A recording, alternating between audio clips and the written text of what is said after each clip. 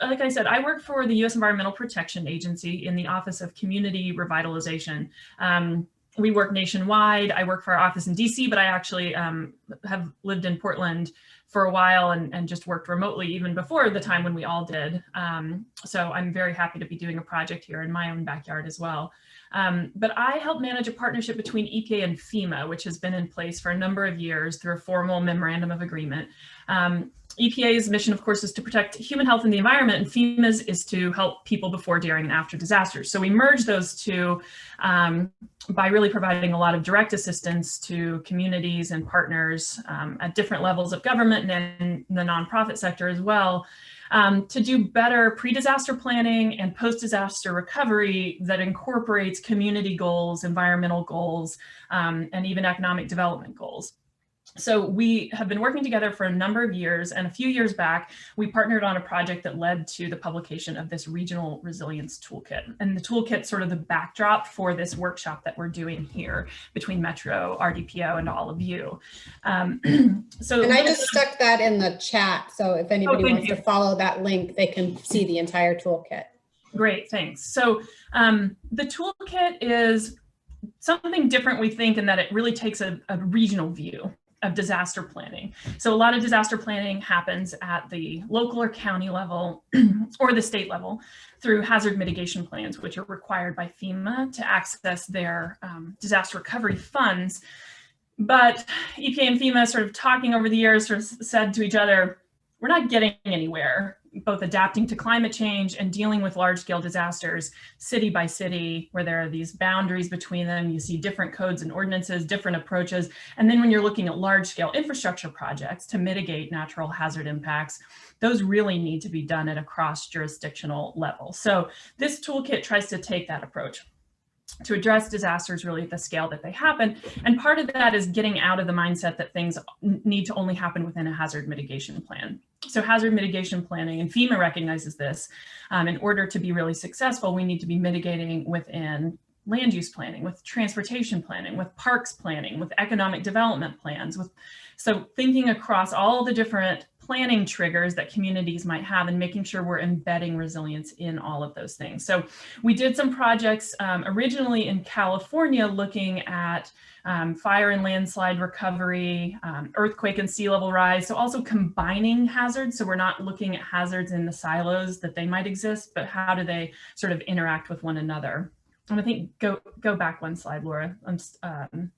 So we published this toolkit, and then we did a national competition to apply it in other parts of the country. And so that's where RDPO and Metro applied and were selected. We're working in 3 other regions in the country, North Carolina, Wisconsin, and Minnesota, looking at different types of hazards with those different regional entities. So we're learning a lot. We're sort of cross-fertilizing information about all of this. And then here we are in your region. And the goals of this project are to figure out how to add extreme heat and wildfire smoke to the hazard mitigation plans in the 5 county regions, to recognizing that those plans are really important places to reflect hazards. And these are missing, and we'll talk about that a little bit more in a minute, but to also identify some regional priorities that cut across the 5 counties that are priorities for everybody, some common actions at that larger scale, and then ideally a funding plan to get your region more attention and more investment in those large scale priorities that you might have around these 2 risks. So that's a little bit of the backdrop. Now I think you can go to the next one, Laura, and we'll talk about why we came to talk about heat and smoke as the sort of priority hazards in this project for your region. So these little images over on the right are from my iPhone this fall. That was on September 12th, where our AQI, our air quality index, topped 511, which was very scary and bad for many of us here in the region. I'm sure you all felt that. And this is a picture of my homemade box fan that I was not prepared. And I'm somebody who works in this disaster realm and has for years, and I was totally unprepared for the extent of that smoke event. So I sent my husband to the hardware store, and he got an ill-fitting filter, and I duct taped it to the fan. And after just a few hours, this is what it looked like. It felt really bad, and nobody in my family had any pre-existing condition that made the smoke even worse for them. But many people do. And so this is a big public health issue. It's not easy to take a picture of a heat event, to think about both of these at the same time. And smoke doesn't have the same sort of physical infrastructure impacts that we see with a lot of other natural hazards, like a flood, or like a hurricane, or like an earthquake. So it's easy for them to come and go without a lot of attention. So one hope here is that we draw attention to this public health threat. And then within that, equity is a big part of it. And of course, equity is a big sort of priority for a lot of governments around the region. And we know that equity is important when we talk about extreme heat and wildfire smoke, because it doesn't impact everybody the same way. There are disproportionate impacts to vulnerable populations who have existing health issues like cardiovascular disease, or for environmental justice communities that are already facing poor air quality by virtue of their location near industry. So we want to draw out those connections as well. And then heat and smoke come together. They're what we call cascading impacts, because if there's a heat wave, there's a higher likelihood of having a wildfire, and then we have smoke. We got a little bit lucky this year because we didn't have that high heat during our smoke event, but often we're going to see them compounded together. And then this region isn't prepared for heat waves. We have limited air conditioning in residences, in schools, and other public buildings. And we're also just not really prepared across the region for this type of smoke event. And we're going to see more of them. And that's where climate change comes in, because we can predict that we will see more of these events, that they will be more frequent, a more regular part of our lives. And then I think with the next slide, I'll pass it to Laura Hansen to talk about the other reason that we picked these two hazards. Great, thanks so much, Abby. So when we kicked off this project earlier this year, we brought on board a student from Portland State University to help us with an analysis of the existing natural hazard mitigation plans in the region. So I'm happy to share, there's a lot of detail in that crosswalk that Zach did, and I'm happy to share it with anyone who wants to look at it. For purposes of today, we just wanted to give you kind of this summary slide that shows the analysis of how, which types of hazards appeared and how frequently in our existing plans. So you can see those little icons to the side are actually a map of our region. So the more colors you see there, it shows that it's represented more broadly around the region. So you can see when you look at it that obviously all of us are grappling with the earthquake. We all have flooding, volcanic activity, things like that represented. And while wildfire is represented in our NHMPs, smoke is not. And then you can see that extreme heat so far has only been integrated into the NHMP with one of the plans in our region, which is in Clackamas County. So there's a lot of room for us to improve integration and addressing those two hazards into the plans around our region. And I guess I'll just mention here as well that we see that at this year, the state's plan that DLCD put forward for natural hazard mitigation has also done a good job of integrating more climate change driven impacts, and particularly the heat impacts. Okay, thanks. So I'll pass it back to Abby here. Yeah, thanks, Laura. So in just a minute, we're going to hear from a couple of experts on extreme heat and on wildfire smoke. But before we get into the data and some of the maps, we wanted to ground this conversation by sharing a little bit of the feedback that we've collected by talking to some community-based organizations in the area about those really felt impacts by the people on the ground outside, especially feeling the heat and breathing that smoke. So Sasha and Laura and I have talked to a few of these groups. We're each just going to take a second to share a little bit of what we heard in those interviews. So I reached out to the Asian Pacific American Network of Oregon. Duncan Wong was kind enough to take time to talk with us. And they are based in East Portland. That's where their offices are in the Jade District. And so he talked a little bit about that, but thought about sort of the folks that they represent throughout the region as well. So he definitely said that people felt the smoke this fall. They were staying home. They were also rushing to buy air filters. He knows that smoke exacerbates existing air quality issues. That's something, air quality is something that Apano has been working on for quite a while, as well as heat and impervious surface issues. Those census tracts have existing high rates of asthma attacks and low birth weights. So this does feel like, very concerning compounding events for them. So I think they are interested to stay in touch and were kind enough to give us some early feedback. You're on mute, Sasha. Thank you. And I talked to PCOON, which is a union that represents agricultural workers in the Willamette Valley. Excuse me, I talked to Ira Coelho Martinez there. Their main feedback was that accessible, relevant two-way communication was really key to helping support the populations that are obligated to go out and work in the extreme heat or in the wildfire smoke. PCOON also drafted a letter to OSHA asking for adoption of permanent rules to protect workers from wildfire smoke and extreme heat.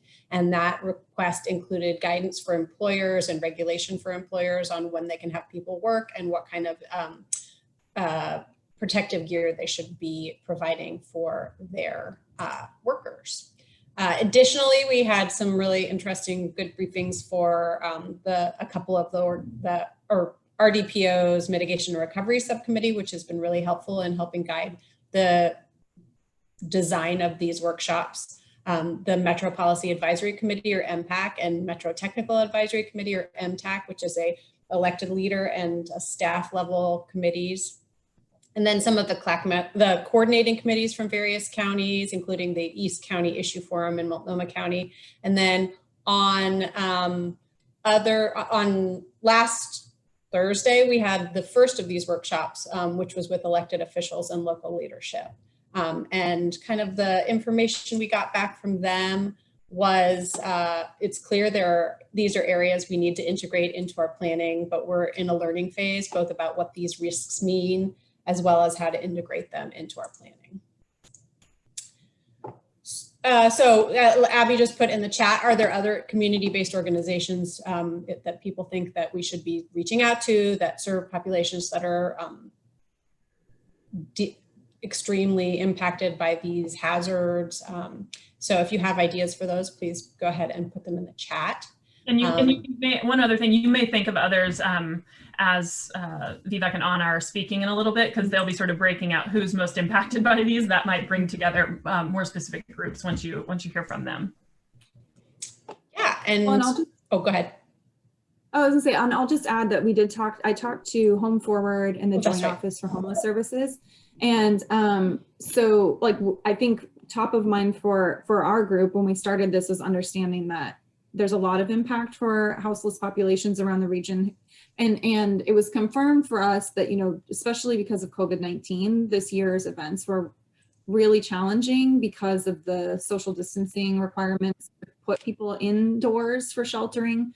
On the houseless and homeless services side, in conversation with the Joint Office, we recognize that we need to do a lot more digging on this with other social service providers to really understand how this impacted their service and how they want to plan going forward. So I think that's something we want to flag for the NHMP process, that we do a little bit more digging on that. But the folks at Home Forward were really interested in these topics because of what they experienced this year with the wildfires and smoke, and having to pull staff out of evacuation zone properties but leave residents in place was really hard for them. And they flagged also that, to Abby's slide earlier with the box fan and filter, I think a lot of us scrambled to put those together. And for a lot of the people, the residents in these, in the affordable housing, that's not necessarily affordable for them. And so Home Forward was, just flagged the need for more support to do those types of, household level filtration.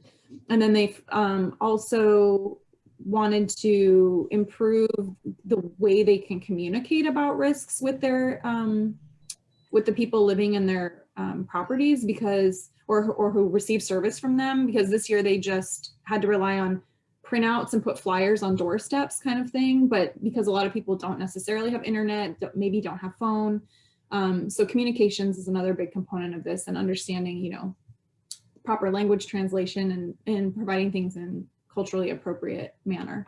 So that's it. I'll leave it there. And I think I'm passing back to. Thanks, Laura. You're passing back to me. Sorry for skipping you. No, go ahead. Go ahead. No, so I just wanted to say next we're going to hear from our experts. And first up is Dr. Vivek Chandas. Dr. Chandas is a professor at PSU who specializes in developing strategies for addressing the implications of climate change on cities. Dr. Chandas serves as the research director for PSU's Institute for Sustainable Solutions, where he supports cross-disciplinary efforts to address pressing challenges facing communities around the world. One of his current projects addresses urban heat as it impacts society, technological, and ecosystems by examining how different cities and communities cope with extreme heat stress. So thank you for being here, Dr. Chandas. We really appreciate you taking the time to share your research with us, and I'll turn it over to you. Sure. Thank you, Sasha. Thank you, Abby. Thank you, Laura. This is a delight to see so many familiar faces on the call. So I imagine some of you are familiar with this work, and I just wanted to take a few minutes just to tee this up to make sure at least we're all on the same page. And there are many ways we can approach this. And so I wanted to just try to go from an assessment to an action agenda here. And I think you can advance the slide.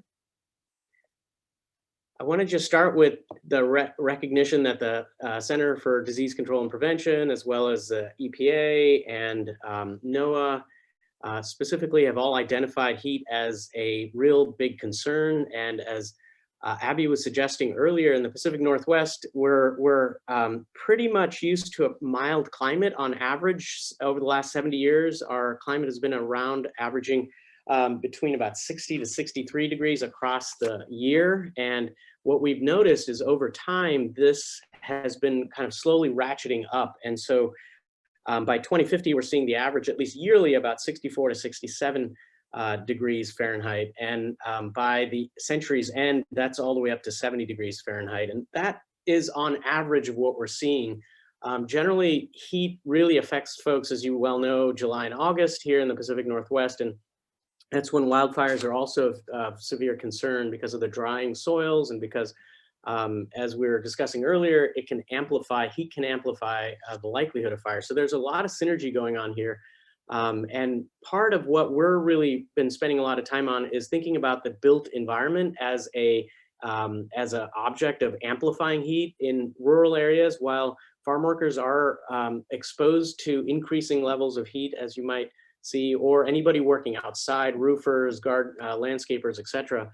The materials that we build with have very little work has gone into actually thinking about how we're going about building our physical infrastructure in cities. And what we're seeing is when we build out as we have over the last 70 to 100 years, we're seeing that that kind of development really amplifies temperatures, and they can really, the cities can amplify twice as fast as its surrounding rural forested areas. And so part of what that's got us really worried about is what's coming in the next decade and more in terms of how many people would likely die, what kind of medical conditions, what kind of energy demand there's going to be. We've seen some evidence on various social implications, whether it's crime or just road rage and various other things, that people really react to hotter temperatures in different ways. And we don't generally have a culture of a lot of AC, though when I'm talking to developers lately, I'm seeing that more and more developments are going in with AC, which is going to drive a lot of demand on our energy system.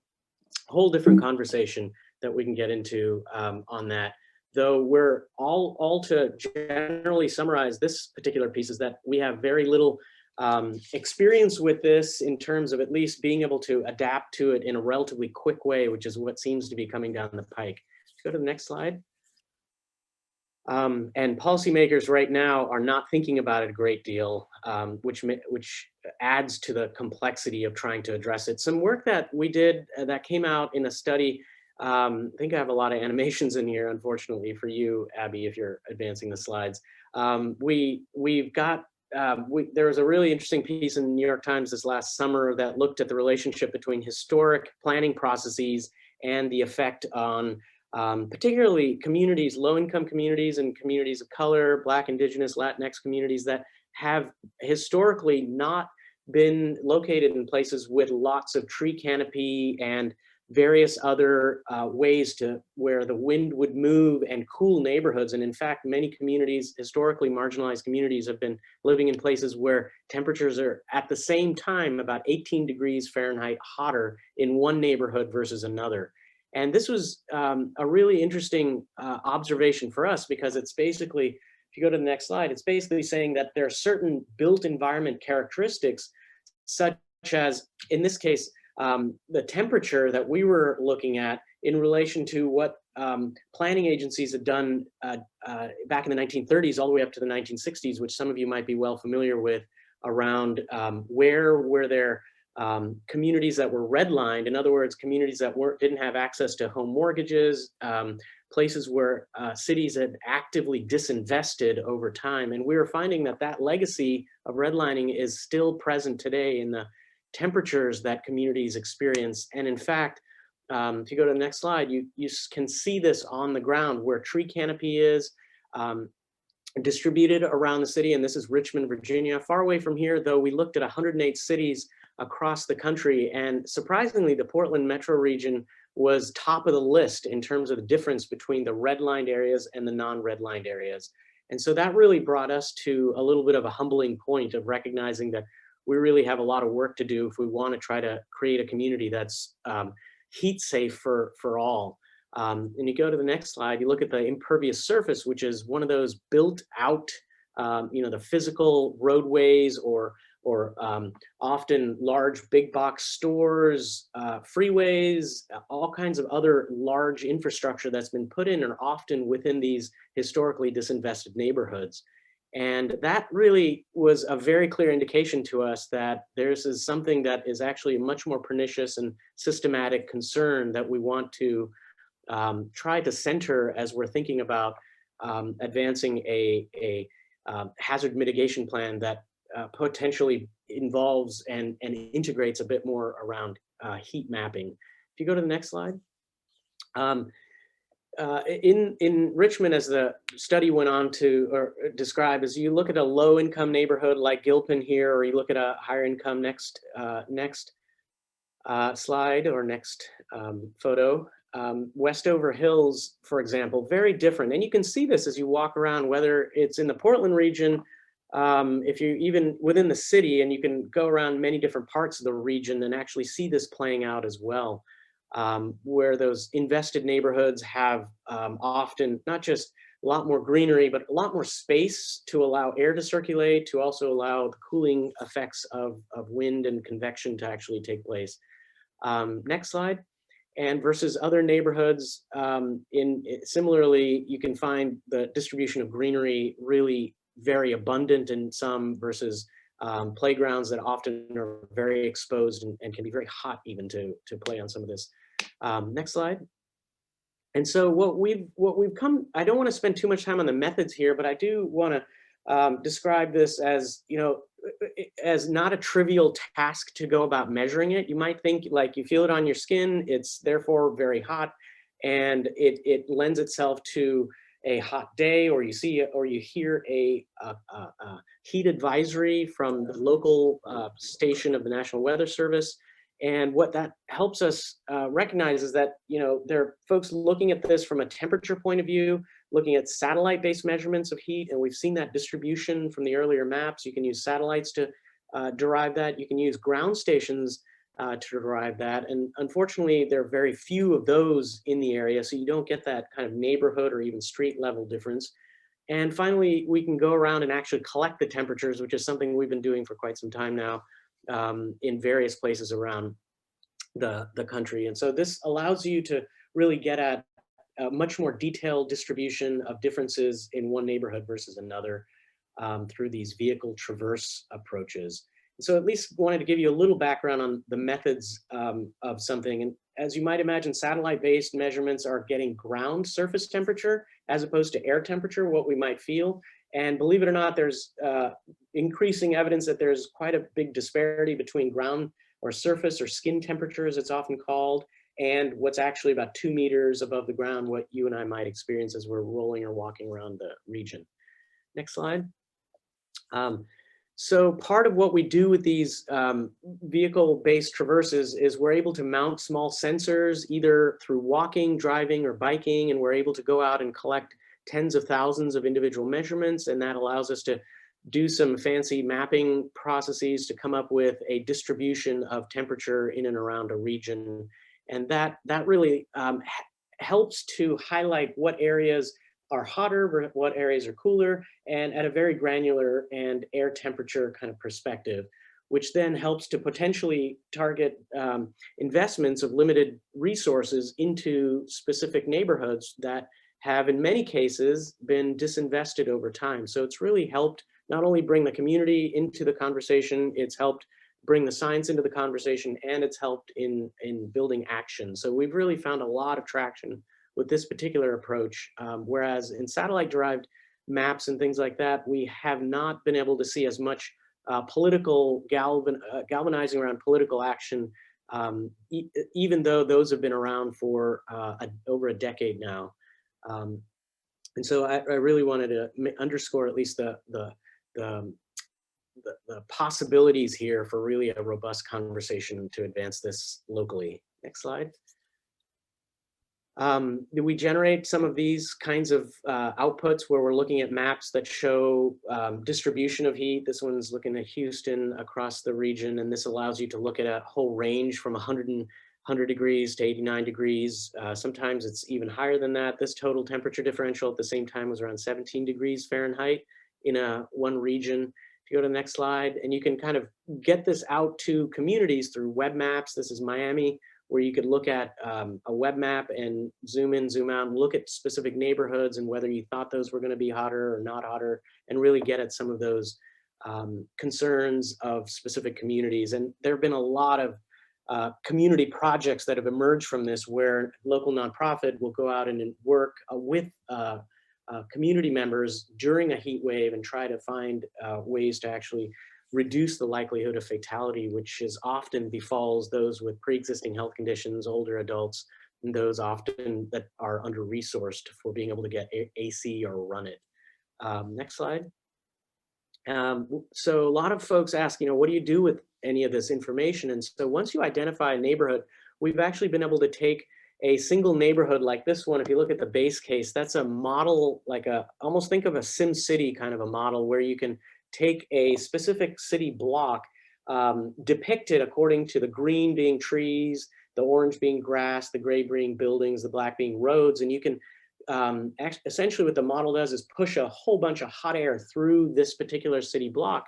And you can then, since it's in a computer system, you can essentially simulate different differences. You can change the materials of the building. In these two simulations, Sim 1 and Sim 2, we paved over the entire, as one extreme end of the spectrum, we paved over the entire city block, and another we brought in a lot more greenery and reflective roofs and various other modifications to the existing built form. And we were able to see, for example, that just the difference here of clearing in this high canopy neighborhood, all the trees, that the temperature goes up by about 13.3 degrees in this specific, on average in this specific city block. If you go to the next slide. We've done this on a bunch of different kinds of neighborhoods, not just in Portland, but several other areas as well. And we're trying to get a sense for one size. The tricky part here is one size or one application, meaning throwing a bunch of trees at it, may not always be the solution here, because while that can help in some types of neighborhoods, we're finding, for example, here, that in a industrial district, with areas that are so built out, there's not much change that you can actually see on average compared to the high canopy neighborhood. If you remove all the trees, it doesn't make that much of a difference. Whereas even if you include in the little tiny spaces a lot of greening, you see a little bit of a reduction, about 2 degrees reduction on average across the whole space, though that temperature sometimes is so hot that some of those trees can be often die, which we've seen in various cities, including much hotter places like Phoenix. This modeling system allows you to kind of turn the knobs, if you will. You can add green roofs, you can increase the albedo, meaning the reflectivity, you can change the configuration of the buildings if you're getting a new development in there. And so there's a lot of options for that site scale design that one can develop. And so this is at least another direction and another option that one has, and yet it's been kind of cloistered in the engineering field, and really these kinds of models haven't made their way into planning or kind of rethinking zoning and redevelopment. So far as I can see. If you go to the next slide. there's a ton of different mitigations that are happening right now all over the world. You might imagine heat is not something that is that's something that places, especially outside of, for example, the Middle East, where air conditioning has been the primary means, as well as in Arizona and other hot places, like just everything is air conditioned. And whereas that may be a huge draw on the local energy, there's a bunch of other categories or typology, if you will, that communities have been using around the world. And we've been slowly kind of collecting these over time, and we're in the process of looking at mitigation effectiveness of some of these strategies, working with NASA and a few other folks, looking at, for example, on the social side, like awareness raising, where you're using kind of guidelines and toolkits and alerts and things along those lines that are several places have been moving forward on. There's planning actions, where heat mitigation plans are developed, or there's a connection to urban or regional forestry offices, state forestry offices. There's folks concerned about people waiting for buses and public transportation, that a lot of communities that may not have access to vehicles may have to be exposed to heat on a hot day. And if they have any pre-existing health conditions, it could be fatal, which can, again, easily be managed or prevented. Various incentives, as well as a few places that have created some mandatory regulations. And I do suspect, given the amount of costs that heat is increasingly affecting communities, that is going to become an increasingly popular approach because of the potential health impacts that heat is known to cause. If you go to the next slide. Few examples here, for example, early warning systems in Ahmedabad in North India. It's been really effective. There's some studies coming out now that communities are really paying attention to these early warning systems. Guadalajara, another name for Guadalajara is La Primavera, which is kind of thinking about the eternal spring city, though it's getting much hotter, and we're seeing a lot of trees being planted to help reduce that, particularly in parks and various other facilities that allow for that kind of easy implementation. And then finally in Paris, there's all these urban oases that are starting to emerge, these parks that have water, as well as various passive cooling options that are being touted as very effective. And so there's studies going on in this, but this field of mitigation effectiveness is just emerging, and we're deep into this at this point. Next slide. A few examples that we brought up here in Richmond, the little lower on the bottom left, you see that tiny little heat map there. It's not literally a heat map. It's where the most number of ambulances had shown up on a hot heat day. And part of what the city was saying to us when we did the Richmond campaign is prove that the heat is actually affecting the communities. And so we worked with the ambulance companies to be able to get where do ambulances go on specific days, heat-related deaths and heat-related calls. And it was almost a perfect one-to-one overlap with the heat maps that we generated. And the city was really then moved pretty quickly on starting to think about mitigation actions in those neighborhoods. In Portland, we had a Better Housing by Design project with the Bureau of Planning Sustainability that some of you may know. Went forward over several years, recently passed by City Council. And that was about this multifamily residential development, and how could you think about introducing different heat mitigation options in a multifamily setting. And that was really using some of those modeling platforms to be able to look. And then Houston has really started moving forward on combating heat through various school-based interventions. In the South, as you might imagine, schools are getting hot earlier and staying hot later into the year. And that's really concerned a lot of folks about learning and about schoolyard design and things like that. So there's several elements in the Houston heat mitigation plan that include children as well, which I've been really delighted to see. Next slide. And then just to kind of close this out, then I wanted to just, maybe if we have time, and I'll turn it over to you, Sasha and Abby, to see if we have time just to kind of jog some thinking. I can check the chat here as well, see if there's any questions that are coming up. I see humidity. Yes, so this is temperature and humidity, and Yeah, thanks, Kavita, for asking that question about humidity. We are collecting humidity data and temperature data, and that's a really that's a thoughtful question, because a lot of satellite-derived imagery and even models about future of heat in the region, if you go to Climate Explorer or other tools like that, it's really hard to get humidity into these models. They can do temperature, but humidity is relative and absolute humidity is a bit complex to model. And so we've been empirically collecting humidity data, and the estimates are that humidity is likely going to increase in this region as well. And which, when you get humidity and temperature, for those of you who aren't familiar with this, you end up getting a you can get a heat index, or what I like to call the real feel. What does it really feel when you're outside? And so these can be, yeah, so humidity is there. And then Abby, Sasha, can I continue on this question list here, or shall I? Okay. Yeah, great, thanks. I'll try to be brief with them and can certainly follow up with you. Is there data to support a correlation with heat mitigation efforts and air quality? Yeah, so one of the things that's really tricky about what we're about to hear from Anna is, the communities that tend to open windows during heat waves to let the air kind of move through the household and cool things off when it's hot and it's, there's wildfire. You're kind of saying, okay, I'm going to stay cool, but I'm going to inhale all this crap from the air. And it's like, okay, I'm going to hit my lungs hard, but I'm going to kind of stay cool a little bit. And otherwise you lock up the windows, seal it up real tight. And then without AC, your house can turn into a real oven. And that's often what we've seen as well. So there's this real challenge between heat mitigation and air quality improvement that I think we're going to have to wrangle with. But there are correlations that are starting to come out, particularly in the epidemiological literature, in relation to heat and the confounding effect of air pollutants. And that is a really rich conversation I'd love to get into more. Beth asks, early in the research, I remember you developed a social vulnerability index for heat. Yeah, is there a report where we can find?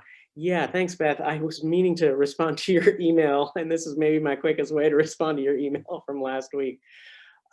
We did develop it, though due to my own absent-mindedness, the website URL expired, and now I have to rebuild it. I just haven't been able to get somebody to help me rebuild it. We have all the data, but it's essentially taking the distribution of urban heat, then you put sociodemographics on top of that, and you can start looking at the places where communities that have historically been hit hardest by urban heat, what is the likelihood, or what is the distribution of those communities in our region? And we built that out, and it seemed to be really used a lot more than I recognized. And so I'm really eager, and over the next 3 to 4 months, I'm hoping to get somebody to actually rebuild that interface. Yeah, so yeah, coming soon, Beth, coming soon, promise. Vivek, can I ask a question? I liked your slide about the different types of actions, and you had, the like awareness raising is in there, urban design. How much do you do sort of with that piece of it, the action taking side, and are you seeing it, the application of your models maybe being more useful, thinking about a small area within a neighborhood, a few blocks, versus a larger at scale, like a citywide application of action, so that you're reducing heat? And does it matter to have one or the other? Are you seeing sort of better outcomes if you think about it at different scales? Yeah, that's a really great, all these great questions.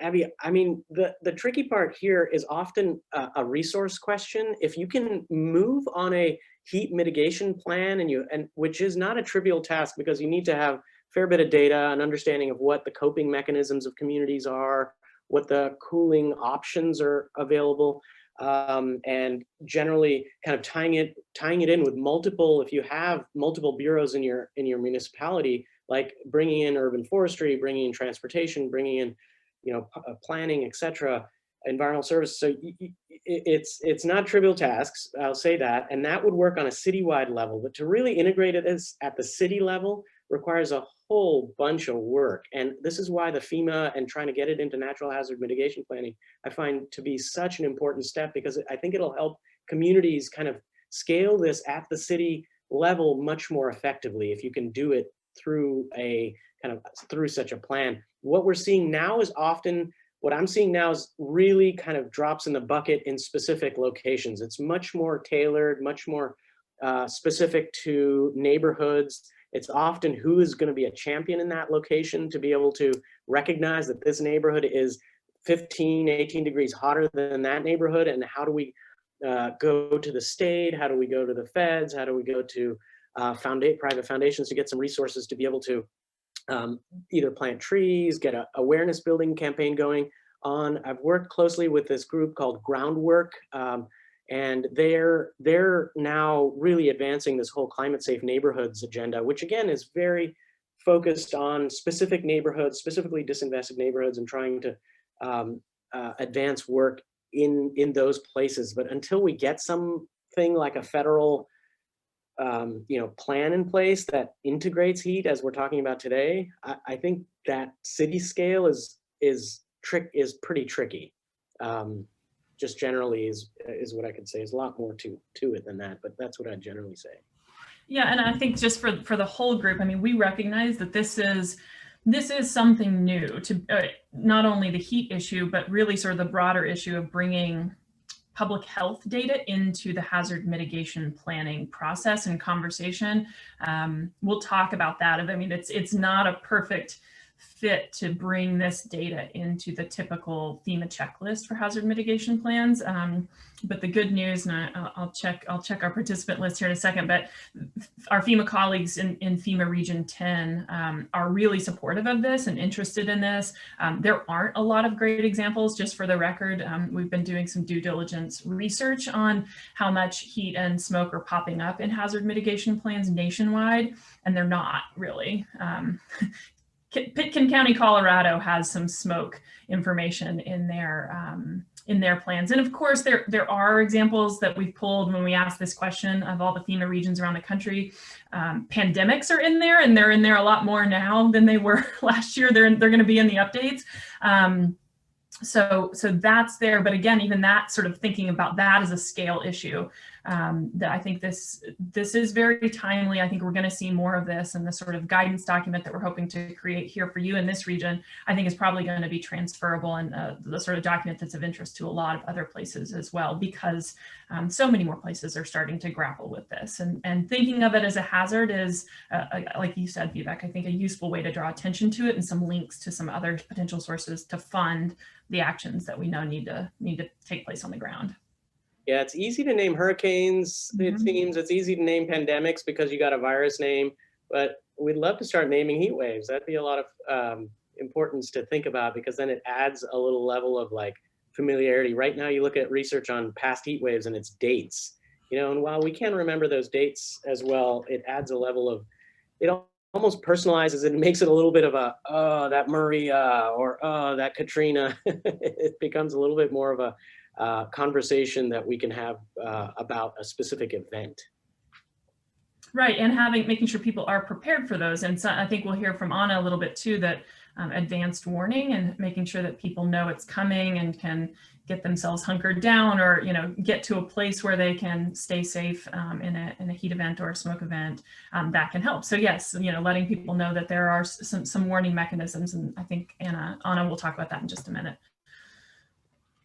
Sasha, did you want to add anything, or should we shift gears to Anna's presentation? Well, I was going to hold off on time, but it seems relevant now. We were going to talk about it a little at the end, but I just wanted to, I know we've got several people, Joe Gordon, Cindy Pedersen, and Al Mowbray, all from the Metro Data Research Center. And one of the projects that they're working on that is an RDPO funded project is the Social Vulnerability Mapping Project, which is very relevant to both these issues. And Joe, Cindy, Al, I don't know if any of you wanted to chime in and say anything about that. So I see, Joe, you took yourself off.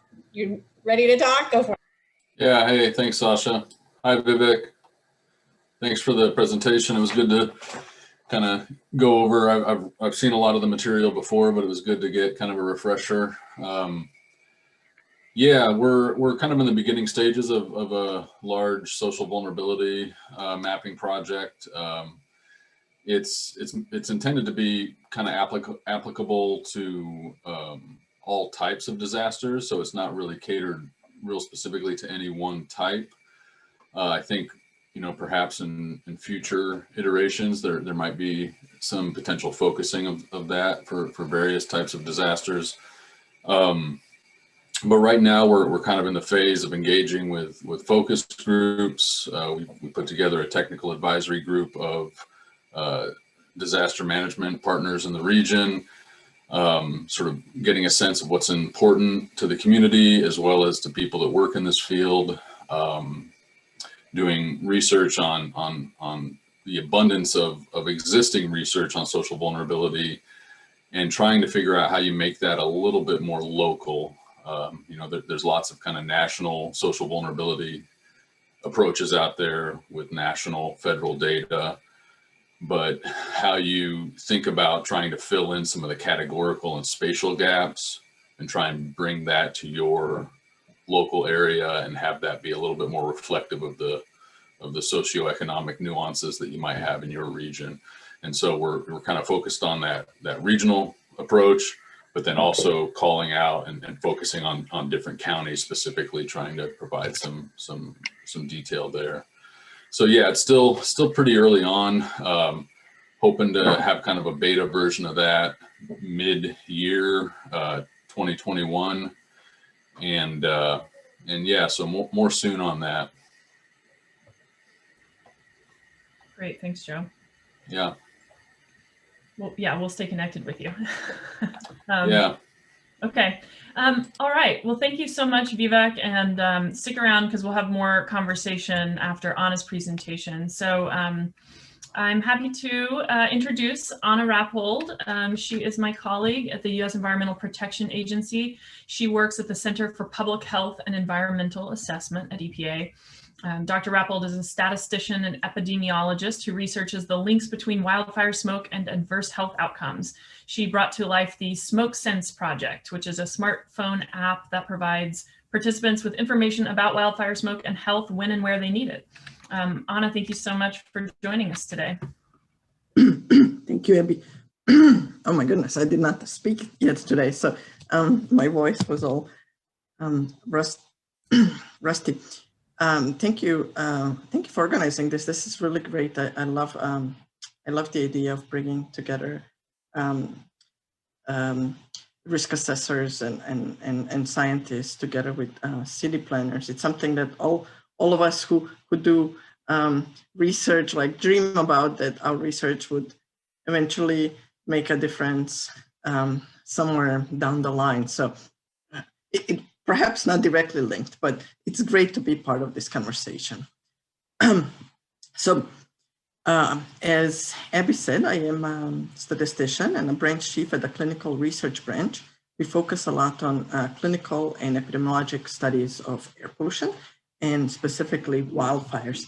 You can go to the next slide. Are you doing the slides? Yes, Laura can do them. Just give her a heads up if you need her to shift the slides. So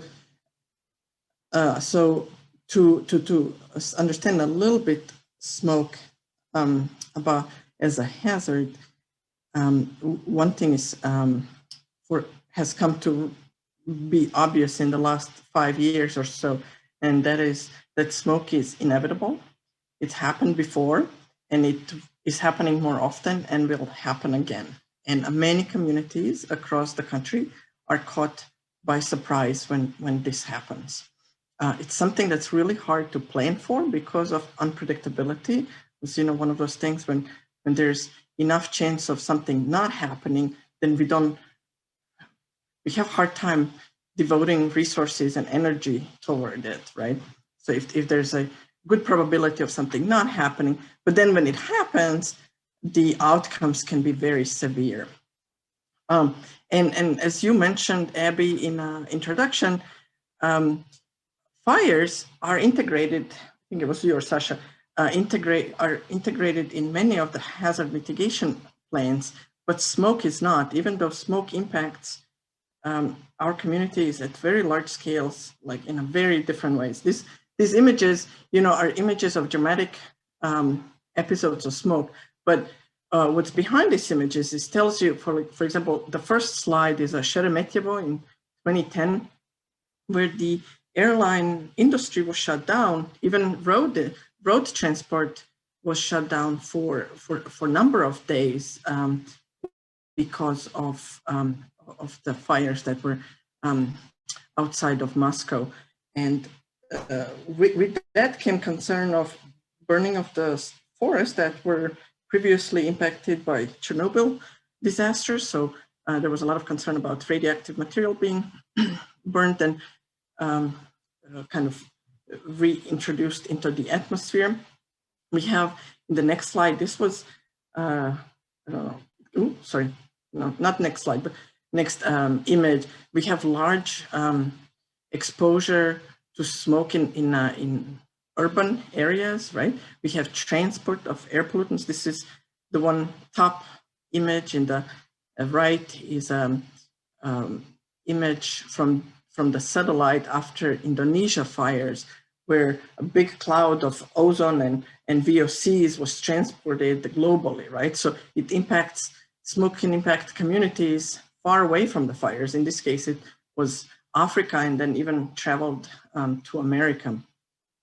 Then we have, heat.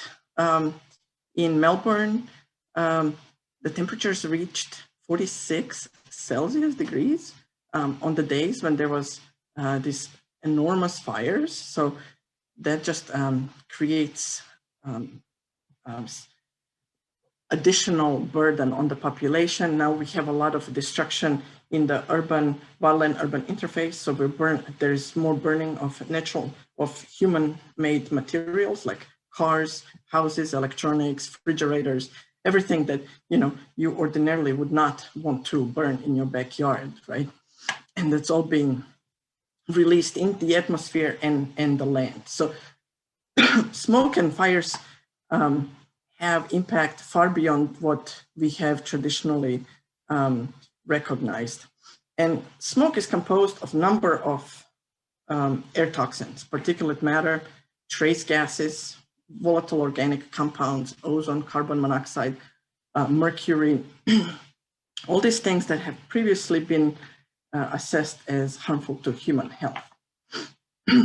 But to talk about smoke as a risk, we then have to consider exposure rate in population or in occupational settings. And those are the two risks that we're usually thinking about: population setting or occupational setting. Now you can go to the next slide, please. And many of these smoke constituents have previously been determined to be harmful to health, and therefore they're regulated under laws such as Clean Air Act, right? So one of the pollutants that is of highest concern is fine particulate matter, because it's present in every smoke, but it's not to say that the PM 2.5 is the only constituent that is of concern to smoke. But it is because it's regulated by Clean Air, we also measure it. So we have monitors in most urban areas. So we can do population level epidemiologic studies of risk. And harmful effects of PM 2.5 have been studied extensively and are summarized in Integrated Science Assessment. It's a document that EPA does every so often in support of making regulatory decisions, right? To either uphold or change national air quality standards. So in this assessment, assessors use weight of evidence approach, which integrates many different disciplines, right? On what is the strength of evidence for the causal link between particular outcomes and exposure. And so the major outcomes of concern when it comes to fine particulate matter is cardiovascular health effects and mortality. And then in wildfire smoke, we also have very strong respiratory effects because they're linked to PM 2.5. but they're also in the smoke. They're accompanied with a lot of gases that are that increase that risk.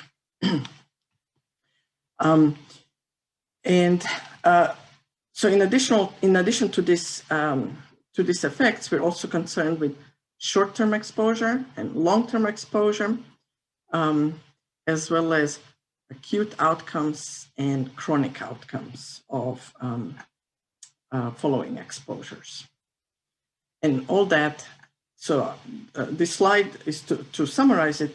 It says that the evidence about fine particulate matter, although may not be complete in the case of wildfire smoke, it does not exist in vacuum. And there's a lot of previous literature that has summarized the mechanisms and the strength of evidence between health effects and exposures. So we draw a lot based on those previous literatures. In the next slide, please. And unlike Vivek, you know, my experience, my background has not been with the assessment and thinking of tools for risk assessors, but I stumbled on this research when smoke episode affected our community in North Carolina. So this was a dozen years ago in 2008. And I love talking back about this study because it was an important study, because it was the first time we could actually access, you know, very rich data that we now use more often. We used surveillance system of emergency department visits for different outcomes to look at the exposure to smoke in emergency department visits. And we found significant effects in, if you want to go back to going to the next slide, we found significant effects for a number of, you know, respiratory, asthma, COPD, pneumonia and bronchitis, upper respiratory infections, as well as heart failure. This was the first study that looked at cardiovascular, that found cardiovascular outcomes with wildfires, because simply not that many studies have been of wildfire smoke have studied cardiovascular health the way we studied in urban air pollution environments, right? And since then we've progressed quite a bit. But what's interesting about this situation is this was enormously expensive fire to tackle. It only burned 40,000 acres, which I think in comparison to last summer's Oregon's fire is just a tiny fraction, but it burned peat, and peat burns inland. So it was into the ground, so up to 15 feet deep, and on average 3 feet deep. That fire existed it took a total of 200 days to completely extinguish it, but it was flaming a lot less. And anyway, this whole 200 days, the fire had to be attended. So we spent something like $20 million in fire suppression cost. But what's interesting, this fire burned in peatlands that were slotted for restoration, right? And the cost of restoration was something like $5 million. But the project was stopped because of a shortage of funding. And retrospectively, when ecologists went to look at it, the part of the Poquoson Lakes that burned was the part that was not that was not restored, right? So now we saved money in not restoring the peatlands, but then the cost of suppression exceeded that by multiple fold, right? And then the cost, later we estimated the cost of health outcomes, and that exceeded the suppression by almost twice as much. Anna, can I interrupt you for just a moment?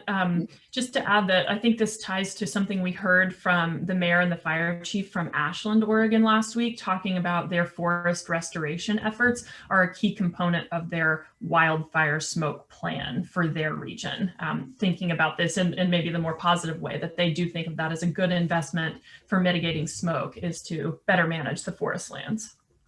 Yeah, and I've participated before in a slightly similar kind of what do you call that, ecosystem services. Yeah, for Dismal Swamp, which was another peatlands that burned in North Carolina, right? And they were trying to assess the value of the peatlands versus the cost of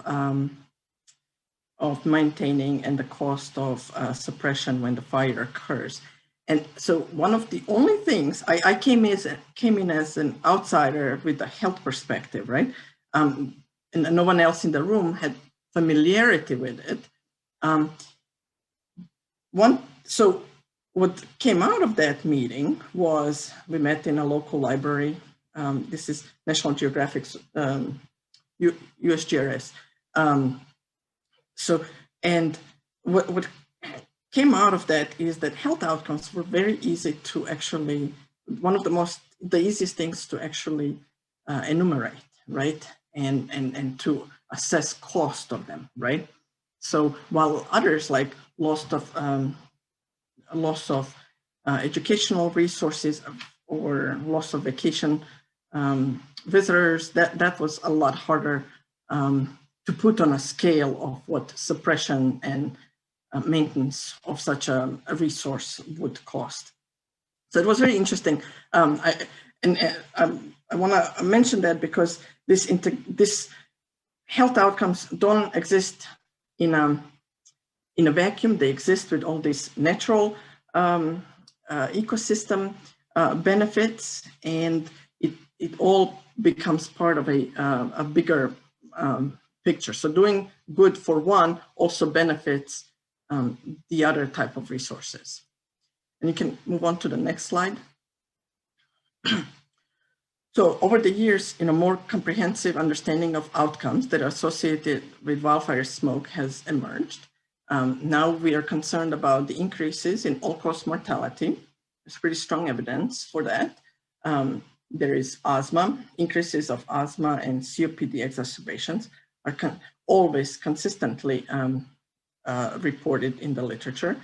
Bronchitis and pneumonia, slightly delayed effects that are of concern. So few days to few weeks following the exposure, people can develop pneumonia, chemical pneumonia, induced pneumonia.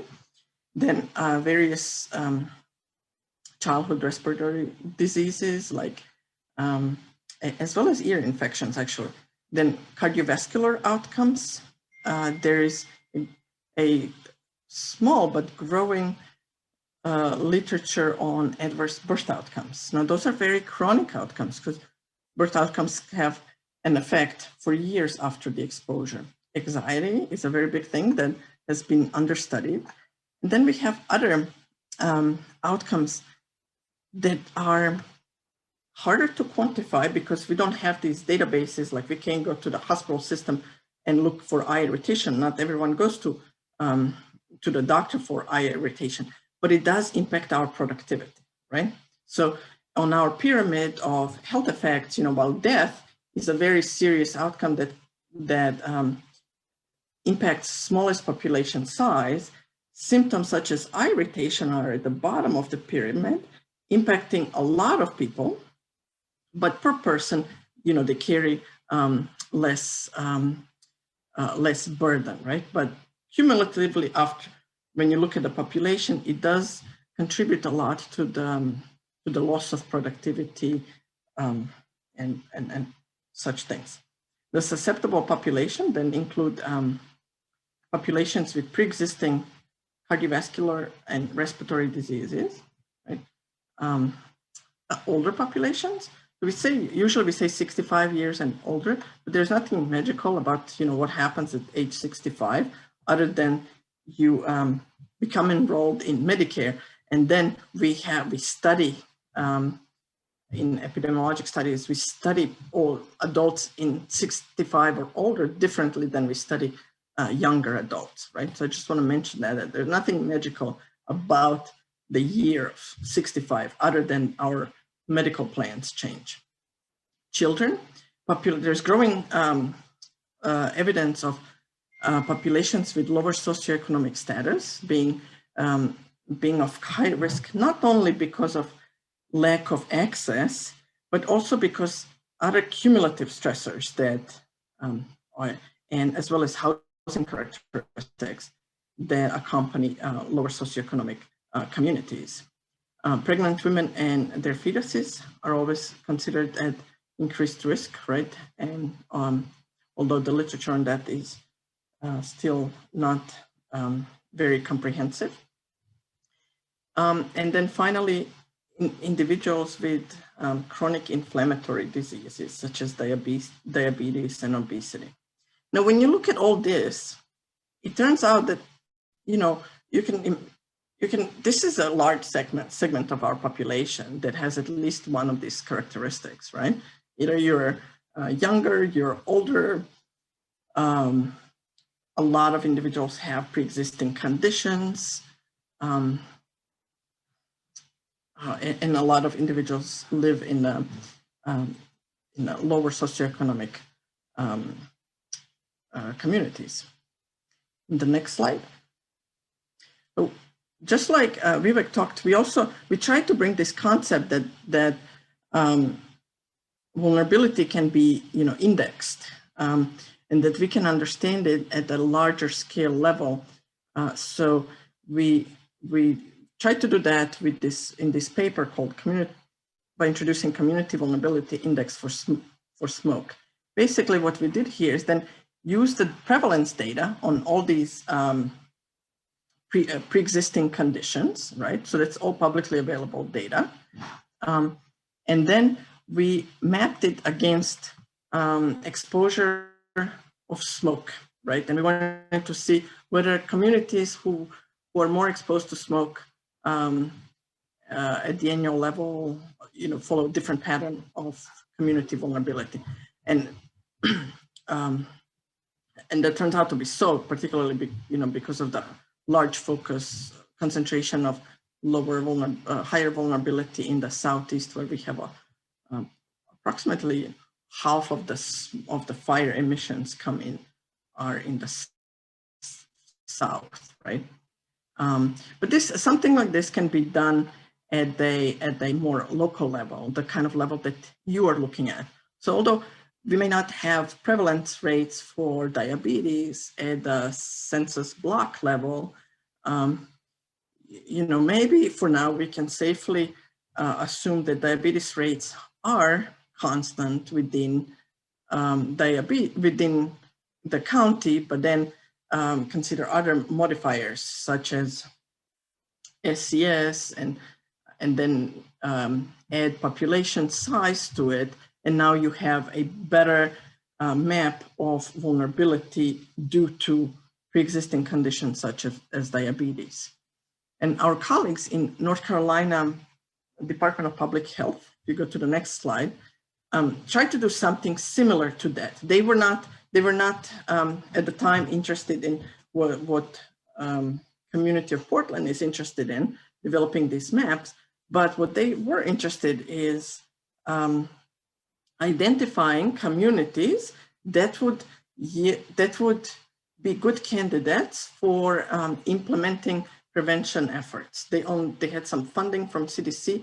They couldn't go to all the communities, but they could target the communities. So by indexing vulnerability and by overlaying it with measures of, this was the likelihood of smoke if there was a fire, they identified several communities where the vulnerability overlapped with high likelihood of smoke exposure. And then they went into those communities and held the outreach programs and stakeholder engagement, and, you know, discussed approaches, discussed concerns in order develop, more wider plans and before going to wider range of communities. In the next slide, when previously I mentioned that health impacts can actually be easily calculated. You need 3 ingredients for that. One is estimated pollutant change. So if you have retrospective data, you can calculate, what was the PM from smoke on the worst fire day or on any given day. But you can also do a hypothetical prospective estimation and say, for example, if we have smoke episode where we have 50 micrograms of cubic meter of per cubic meter of PM2.5, then what would be the estimated health impact and how these health impacts would be distributed across the metropolitan region.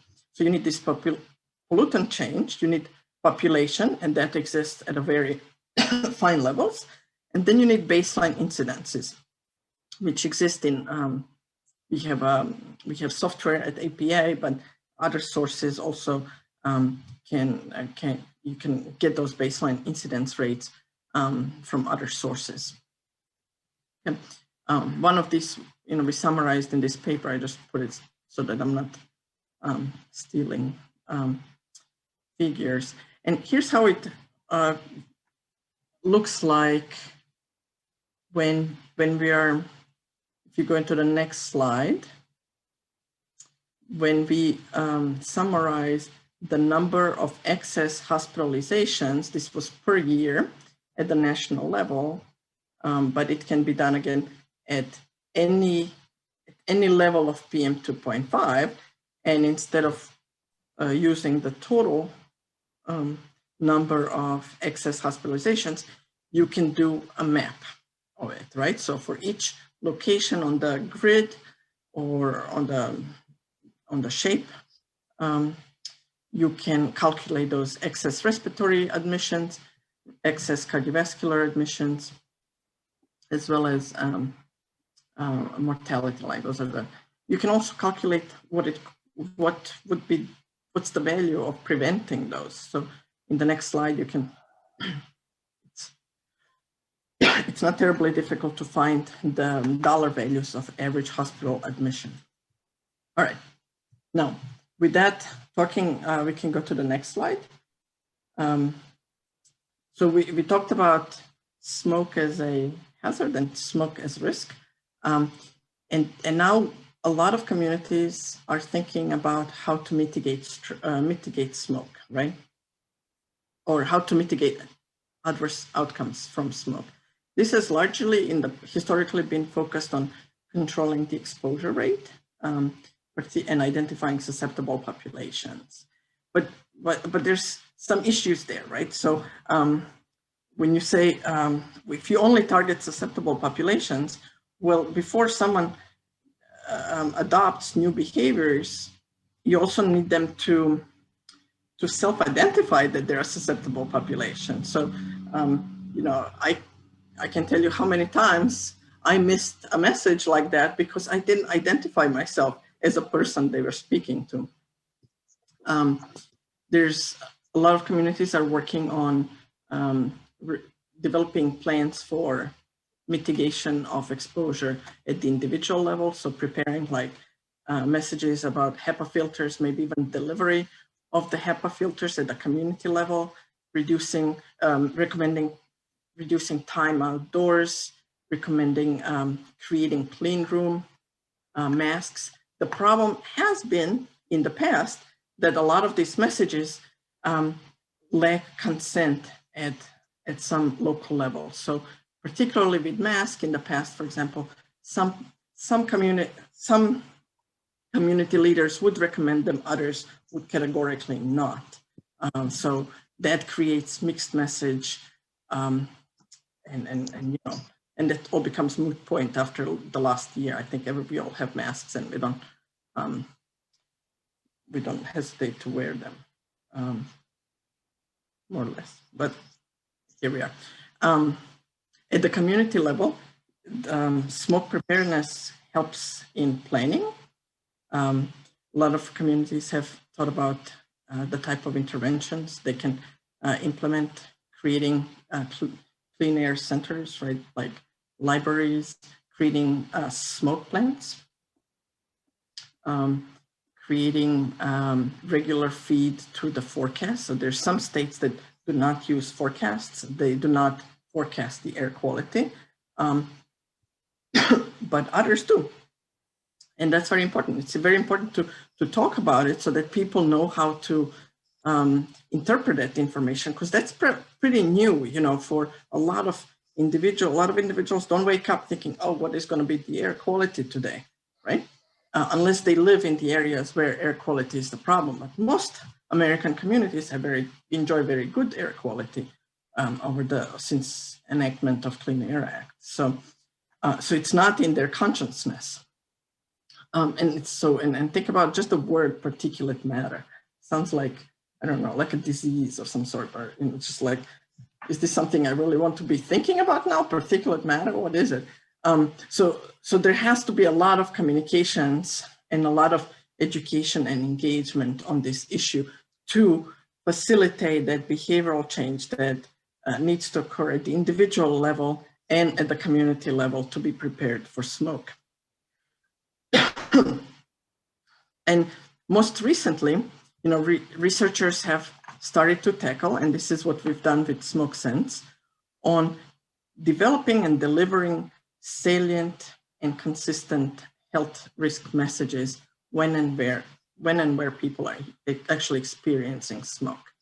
So if you go to the next slide, Smoke Sense is a citizen science project, and it's on the app, and you can look at your air quality, but you can also report your symptoms. You can see what others are reporting. You can report your observations of smoke and so forth. And then, in the last, so we launched it in 2017, late in 2017, and we have now over 40,000 participants that report. We created an interface and all that, but what it tells you that since that many people sign up for Citizen Science Project is that there's a real need for information exactly when these things are happening, right? Because no one, our lives are busy and we don't think about, oh, next summer, how will I prepare for the smoke season, unless you've already, you have a pre-existing condition or risk awareness, and you have, bought into this idea that that changing behavioral will be beneficial to you.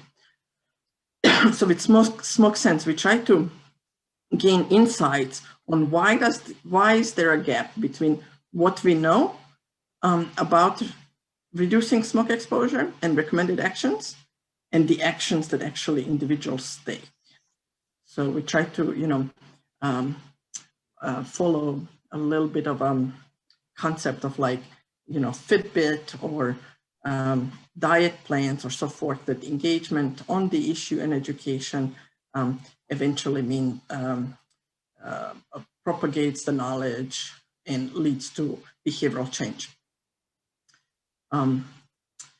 And then over the last several years, also, you can go to the next slide, we've also kind of recognized, in Office of Research and Development, we tend to sometimes just do our little research things, but we also recognize that there is a great value of summarizing this for the outside partners. So we put together a toolbox with various references, and then we even started a research study on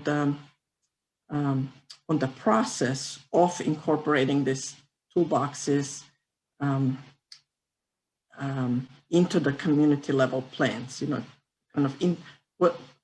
focusing on what processes lead to better adoption of these, or more effective adoption of these resources and scientific knowledge. So, and that's all I really have for you today.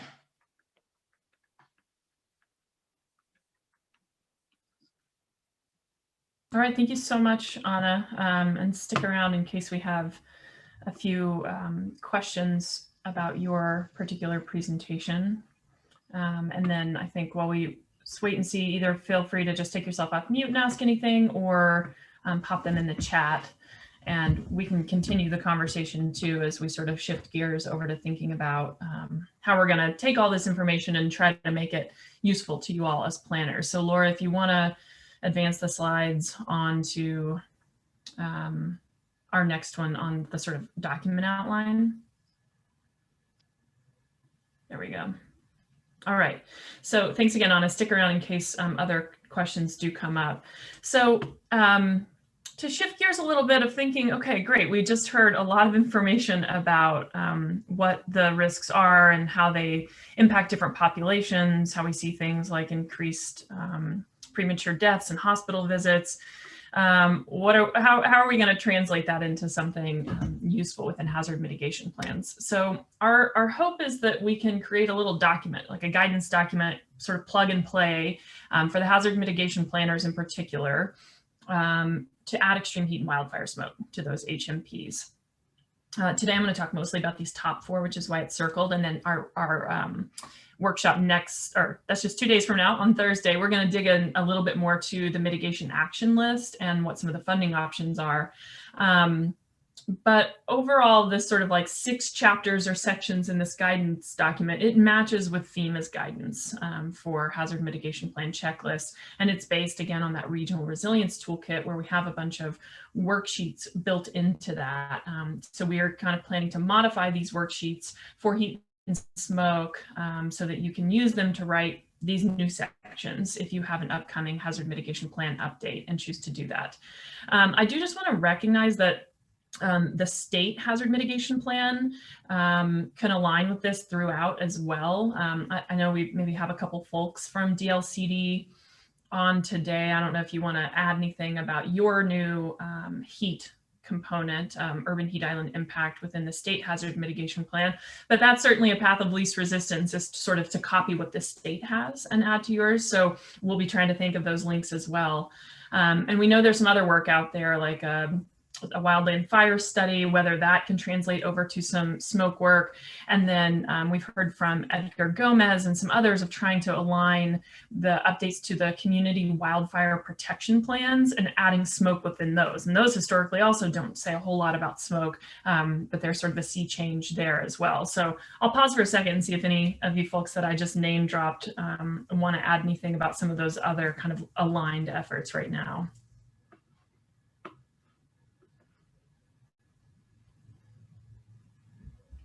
Okay, well, yeah, go ahead.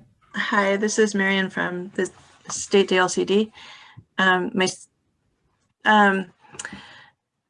The state chapter on extreme heat really focuses on penetration of air conditioning at this point. And so I think it's a good beginning, but we have quite a bit more to do. And of course, everybody's welcome to copy. But for what it's worth, it only goes so far at this point. It was our first foray into this, and that's where we are. As far as CWPPs, yes, it would be a great place to put that information. They're not always updated as regularly as NHMPs. And so one of the things that we've been trying to do is encourage local governments to update the CWPPs either just before or concurrent with the NHMPs so that they can be rolled into the NHMP and serve as at least part of, if not the entirety of, wildfire chapter in the NHMPs. And then all of that to be integrated into comprehensive plans and other local plans. Okay. Thank you. That's great. And thank you for those of you translating acronyms for me. I apologize. I'll avoid that in the future. So, okay, I think you can go to the next slide, Laura. One other thing, just on sort of a note, a little bit of terminology note. So this is an image from FEMA recently released what they call the National Risk Index, and it's sort of a mapping tool that takes what the expected annual loss is, measuring, you know, loss of building values, population, agricultural money each year due to natural hazards, And then it multiplies that times social vulnerability. So that's the susceptibility of certain social groups to adverse impacts. But then it divides it by community resilience, things that sort of help communities absorb, recover from, mitigate impact from those natural hazards. And then they've given essentially every county a score, and a risk index score.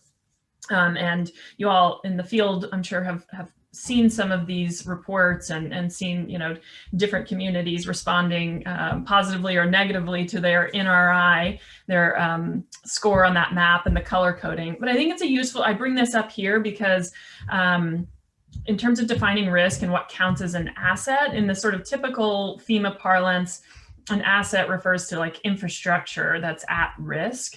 So in our drafts of these worksheets in this document, you know, we're sort of counting people as a vulnerable asset. Public health is sort of an asset class within the way that we're approaching it. But of course, in common parlance, assets are things that contribute to community resilience. If you have a really great community center with great staff who are deeply connected with the community, they're going to be an asset in the time of a heat event or a smoke event. You can use them as a network to help keep people informed and protected, and then use that building as a place to get people for cooling and clean air. So we're sort of grappling with some of that terminology within this. And if you go to the next slide, Laura, to start to pop through, just to give you a sense of what we may develop here, are some sort of sample hazard impact statements relative to extreme heat and wildfire smoke. And again, this follows what you'd typically see in a hazard mitigation plan. So the area impacted, counties are going to differ. Rural areas, of course, are going to have less significant impacts, more extensive in urban areas. And as some of Vivek's maps showed for heat, I mean, you can get much more fine-grained about this.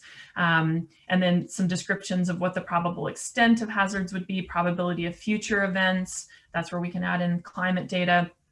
And then overall significance ranking, you know, what is the hazard? Is it a medium risk? As you know, how do you sort of put some sort of range on that?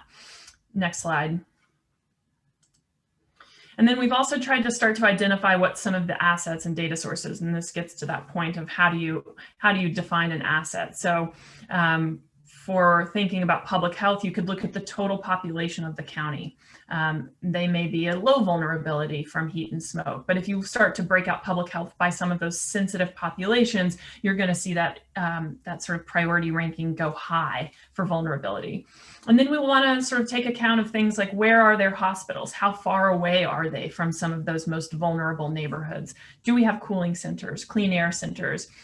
Clean air shelters, I broke those out reading some of the literature that some centers are for daytime use, shelters are for like homeless populations that need to stay somewhere overnight, or if you have evacuees from a wildfire, they're going to need a shelter somewhere to stay over time. And I know that we heard from some of the elected officials in the region that they were grappling with people who were, you know, dislocated from their homes, or, you know, transient populations living in the forest who were all of a sudden in the middle of the city. And the city was having to think about their vulnerability to the smoke event. So you're going to see, again, those compounding effects. And then assets like parks and street trees, like Vivek mentioned, that can really bring temperatures down. They can have that mitigating impact. And then transportation, that comes up when you have communities that might need help getting to a cooling or a clean air center, or people that might need quick hospital transport. So we'll start to try to break some of that out. Next slide, Laura. And then for each of those, thinking about what are the data sources, and we've gotten some of that today from Vivek and Anna, and can sort of start to populate that into worksheets about, you know, where do you find information about those vulnerable populations? Where do you get good heat, fine-grained heat data? Next slide. And then again, just sort of further into the worksheets about where are those community services, where some of that utility infrastructure, those critical response facilities. Keep going. And then again, the sort of walking through this as a process, that helps you develop these initial problem statements. So we're you know, interested in helping you draft some of those up, put some examples perhaps in there with this worksheet in the guidance document, so that it's easier to just you know, sort of copy it, modify it for your particular community and set of data. And then lastly, you know, an example problem statement here might look like, if you go to the next slide, Laura, You might have say something like 5 of 8 neighborhoods in the city include populations at high risk from impacts of both wildfire smoke and extreme heat. The city has 75% tree cover, though 3 neighborhoods only have 50% tree cover. Every block in the city is within a 1-mile radius of a hospital. There are no known cooling centers or clean air centers in the city. So again, could be sort of a product of these previous steps that sort of spits out this type of problem statement that really summarizes things. And I know we have a mix of folks on the phone. For those of you that read or write or work with consultants to write hazard mitigation plans, hopefully a lot of this looks familiar. For some of you that may be in the public health field, hopefully this gives you a little bit of a snapshot of how we would start to try to break out these elements and put something that gets into that FEMA plan, which then makes some actions that we identify more next week fundable, again, through some of those typical emergency management, hazard mitigation dollars and resources. Okay, next one, and then we'll hear from you hopefully a little bit more. So taking all of this, we have a couple of questions to get us ready for next week, and feel free to start to just answer some of this in the chat. And again, we'll record this, so we'll keep all these as notes, but also take yourself off mute because we've still got about 25 minutes to talk a little bit more. Some of these questions: how fine-grained do the data and assessments need to be for you? You know, we had the thought of like, well, we could just copy some of the maps and assessment from the Department of Land Conservation and Development's state level hazard mitigation plan, but we know that's not that fine-grained. That's not going to tell too much of a story about your community. But we also think probably even a regional scale map or assessment is still not that useful, that you often at the county level can just take different data sources and plug them in to the mapping that you do. And so I think that's the nature of this question, is how fine-grained? Is it city level, county level, or do you want to get down to like census block group or census tract level for some of this data? And then the second question is, or is some more guidance or a screening tool that helps you get to that analysis? And we think that that's probably what's going to be preferable, but we don't want to assume too much. And then lastly, and Anna brought this question up when we were sort of planning, what do we plan for? Do we plan for the worst case scenario where we've got extreme heat and then a fire and you've got dislocated people and then you've got, you know, a long-term intense smoke event? Or are we doing sort of more annual planning, assume that we're going to see an average number of days over 90 degrees and sort of planning at that level? And it can be hard to sort of do that, but maybe that's more helpful than planning for these extreme events. Maybe we sort of scale it back and think about just the increased frequency and likelihood that we're going to see more of these heat and smoke events. So I'll pause there, see if Laura or Sasha want to add anything else as prompts, and then hopefully hear from some of you on your thoughts on some of these questions. Thanks, Abby. The only thing I can think to add is, as we're talking about data, a reminder of, we do have the resources of Department of Land Conservation and Development and Metro's Data Research Center folks on the call who could maybe answer questions about availability of data, chime in with some ideas that they may have about other data that are available that they have access to, that they can share with different jurisdictions. So just wanted to drop that in.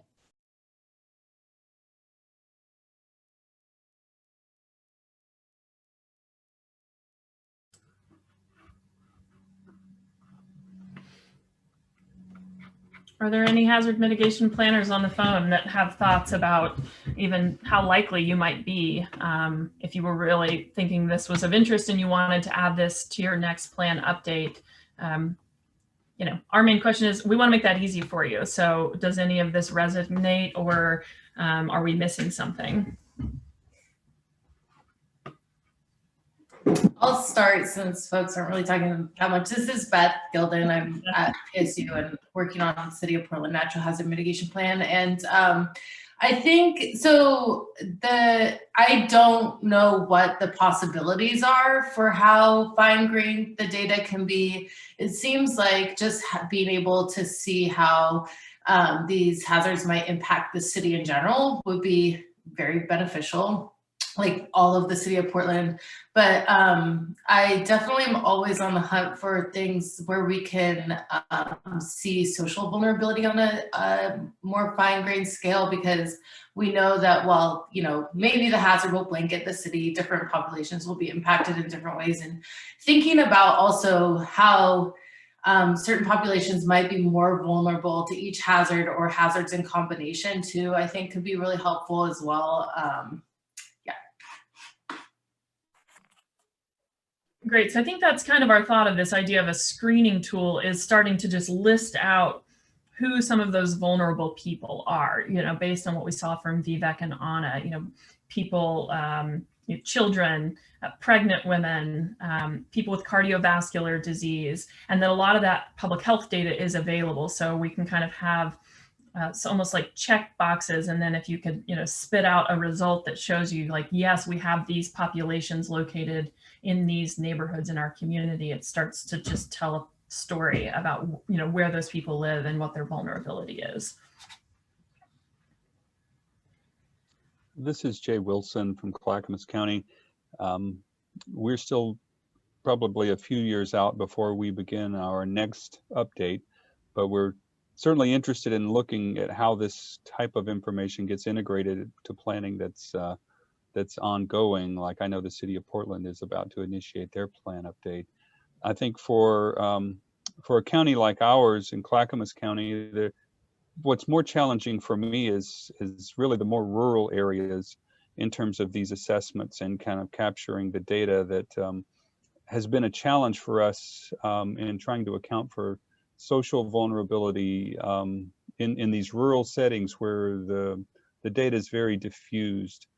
And so I think, at least to me, this is a positive steps for consistency between our jurisdictions and helps us have at least a more standardized approach to this going forward. And then hopefully we'll find better ways to account for the data for a lot of these areas that census tracts and zip codes and districts just don't capture, you know, who and where all of these people are in order to meet their needs.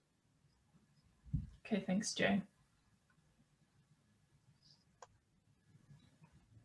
Yeah, and this is Beth again, just kind of also building off of what Jay was saying. I definitely think that, you know, we can come up with those things that, those like age and health characteristics that make people vulnerable, but there are a lot of other things to consider, like not only just like where these people are living, but where they work, what's required for them to get to work. Like Vivek mentioned, bus stops also is something to look at. And then, you know, thinking back to how we were impacted by the smoke this summer too, you know, what does that mean for like childcare facilities and, you know, things like that as well, I think could be helpful.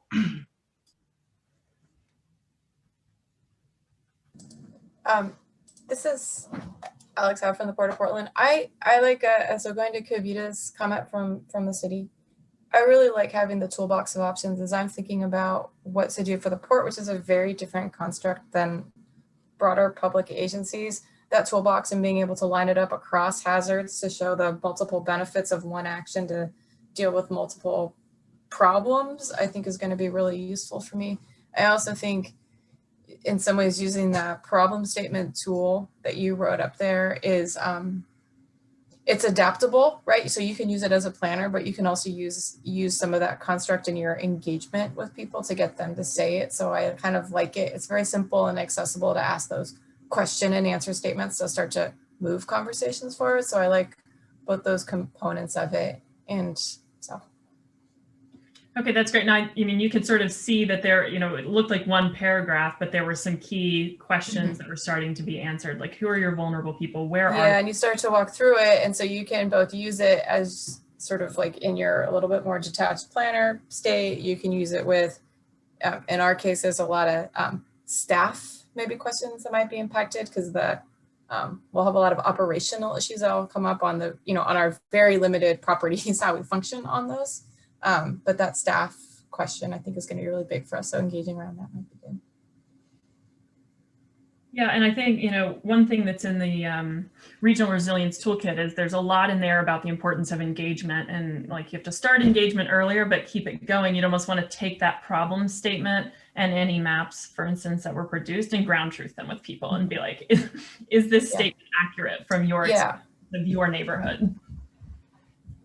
Or especially, are we missing something? That's one of those community resilience assets. Is there a church that we didn't have on our, map, our tax assessment map, or something that we were using, or is there some gathering place that we don't know about that could be there? And then the other thing too is helping to identify future actions. One thing that again came from the Ashland story was they got a DEQ grant to buy both a bunch of individual home filters to distribute to most vulnerable populations to smoke, but they got some of these very large filtration systems as well. And they're now looking for partners, institutional partners that could install them in large like gym spaces in a school or libraries that can begin to serve as those both cooling centers and clean air centers for them. So I mean, that's a very real relevant example, I think, of moving forward to start to engage communities about what their impacts are and then start to think together about what the solutions might look like. And last point on that makes me remember a conversation we had Vivek about, it's exciting that there are some very real on the ground changes with green infrastructure and plants that you can start to mitigate heat island impacts, but recognizing you have to be very careful, not just assuming like, oh, we can map it and these are the perfect locations to draw our temperatures down. What do the people who live there and work there and use that street or that community, like how do they feel about new street trees? Do they want them in the front? Do they want them in the back? Do they want them not at all? And being very careful about that sort of engagement once you get to that mitigation action step. So we'll build a little thinking about that into this tool as well. Hi, Abby. Yeah, this is Jay Wilson. I wanted to chime back in on this point right here when it comes to the mitigation plans, because I know that's been kind of the operational hub for this resilience conversation. But I guess in the long run, I think maybe smoke and heat this can be the breakthrough moment for how do you get mitigation plans operationalized into other plan integration, based on this increasing annualized threat. Because the FEMA money is only a portion of what's possibly available to weigh in on this and help this. And the more that can leverage other program areas and influence other type of planning activities and implementation, I think is maybe one of the bigger possibilities for this to have some benefit, and to get mitigation plans and all the actions that are in there to find how do they go out and seed other good initiatives and have more collaboration and cross-checking all that. Yeah, I think that is a good point. We've sort of narrowed the focus here a little bit to focus on the hazard mitigation plans, but we're all about the plan integration. So I think it may be a question next week, but I'm going to go ahead and ask it here, and feel free to add it to the chat. Where there are obvious other plans that we would want to connect to and kind of do a call out in our final product here. And I think it'll depend on certain actions, and I don't have an image today, but we'll show you next week. We have a mitigation action list, and I'm thinking we should just add a column for any mitigation action of, can this connect to another planning document? And then just add that, I'm thinking the trees, for instance, I mean, those obviously need to be added to a parks plan. That would need to be somewhere there, or transportation plans. So maybe we'll do that and just make sure that for each mitigation action, though that's our focus here, we're identifying another planning document that mitigation action could go be reflected in.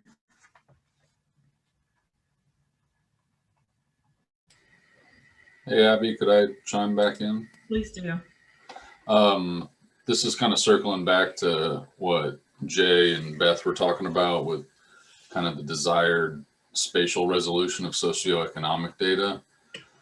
At Metro in the research center, we've kind of just accepted that we're not really very commonly working with data below the tract level because of the margins of error with ACS data. So going down to even block group level with a lot of categories, it just gets pretty untrustworthy. And so that issue, especially in the rural areas that Jay talked about, like how do you take this big rural tract and try to say something meaningful about the distribution of populations of interest within that. And so that's definitely something that we're kind of wrestling with as we're developing the social vulnerability index for the region and for the specific counties, is trying to figure out how to maybe create a little bit of a hybrid type approach where maybe you flag a larger area when you trust those categories or that categorical demographic data, and then maybe use other kind of population or ancillary data that you have as a proxy to understand sort of the more generalized distribution of population within that tract. So you can sort of target your efforts a little bit more from there, but it's not like, you know, you're not going to get really fine-grained demographic attributes potentially unless you have another data set that really provides that at a real spatially granular level. And so it may be that you're, you know, again, kind of creating that hybrid where you're almost creating a flag. Like, we know in this general area that there is potential vulnerability, and we think that maybe we need to zero in within that area to this other area based on either tax lot information, patterns of single family and multifamily residential housing, patterns of block level census data, that kind of thing. So kind of thinking of sort of this nested sort of approach a little bit. Yeah, that makes a lot of sense. It's sort of the, don't let the perfect be the enemy of the good. The good can be a fine starting point. Yeah.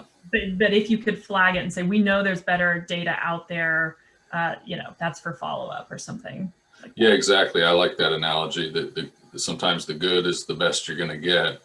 And also don't let the assumption that doing analysis is going to present its, you know, result in 100% perfect answers. Like maybe the analysis, the end result of that is more focused questions of where you need to do more investigation or something like that, you know, but at least it's helping you focus your efforts a little bit. It might not be the perfect answer, but it's helping get you to the right place.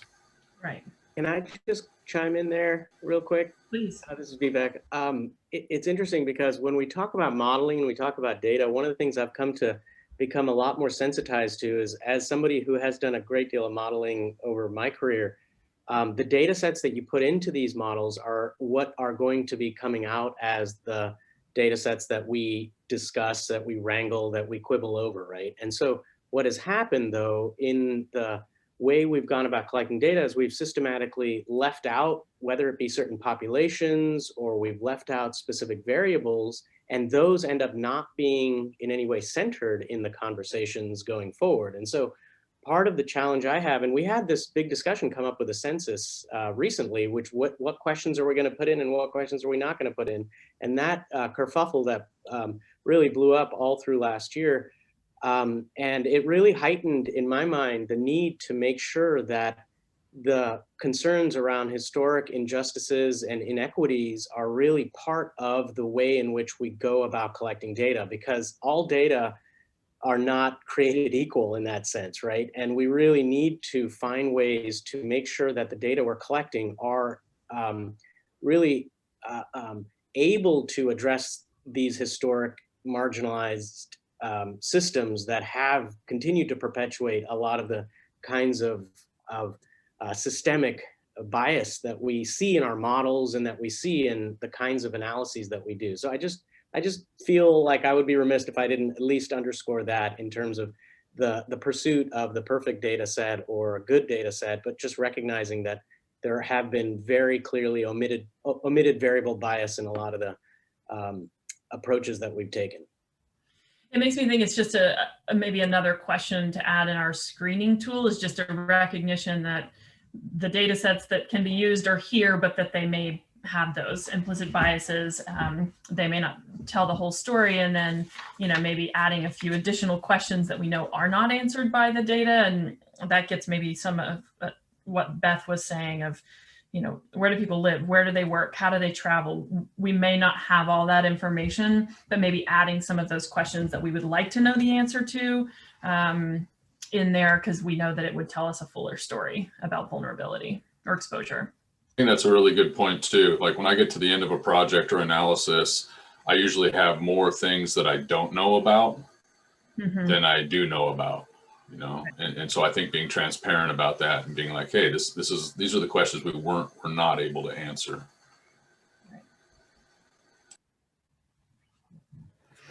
Okay, great. Laura, do you want to go to the next slide? And I think we'll start to wrap up today. So thank you all for those thoughts. We are scheduled to meet again on Thursday from 2 to 4 p.m. And we will focus on what some of those local and regional actions might be and start to think through funding options, which I think will get us at that question as well of non-FEMA planning documents and what some of those the sort of paths to other funding options are. Our hope is to move pretty quickly and wrap this up after this week's workshops and get you a final report by March. And then a bit of a teaser, and I can say more about this next week too, is my office has a longstanding design assistance program called Greening America's Communities. We now focus all of that design assistance on design for resilience. And this year, we're sort of attaching that design assistance to these regional resilience projects for the 4 parts of the country that we're working in, including here in this 5-county region. So one of the follow-up items will be that I will hire a team of urban designers and landscape architects to come help design something, whatever we sort of decide as a group makes sense. Typically that program had sort of very site-specific conceptual designs that we would develop, plan views and perspective before and afters. But thinking about scale, we could scale that up and look across a neighborhood at, you know, integrated green infrastructure to reduce heat island impacts, for example. So that's something just to kind of put a bug in your ear today to think ahead about as one of the follow-up items to this more sort of policy-oriented planning step in the process that will take a next step looking at designing some real places and developing some concepts that can move those actions a little closer to some fundable reality. So I think that's pretty much it. If you have ideas after today that came up, there's my email address. Please feel free to reach out. Sasha or Laura, did you want to add anything else as wrap up? No, just thank you all so much for joining us. I hope this has been helpful and I hope you will join us on Thursday. And yeah, just really appreciate all of you who have taken the time through the last year or so to get us to this point. It definitely feels from all we've heard that this is really urgent, important stuff to be focused on. And I know that you guys have been very eager to engage and we really appreciate it. And thank you lastly to Vivek and Anna for your expertise and your time. And I think we're going to follow up and tap into your expertise a little bit more as we develop this screening tool and final document for this region. So again, thanks for your time today and for all that you do. Thanks everybody. Hopefully we'll see you again on Thursday afternoon. Thank you. Thank you. Bye.